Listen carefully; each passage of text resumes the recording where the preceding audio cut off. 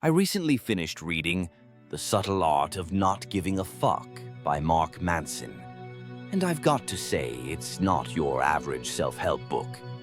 From the very first chapter, Manson sets the tone.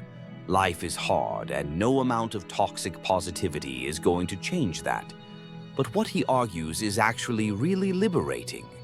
He says the key to a good life isn't about giving more fucks, it's about giving fewer, more meaningful ones. The book isn't about being careless or indifferent, it's about being selective. We can't care about everything, so we have to choose what actually deserves our attention. And that means letting go of things like constant validation, being liked by everyone, or chasing endless success.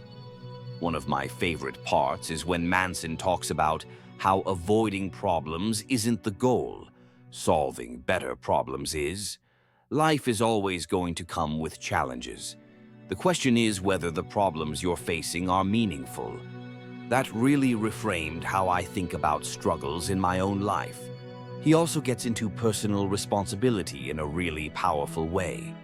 Manson says we're not always at fault for what happens to us, but we are responsible for how we respond.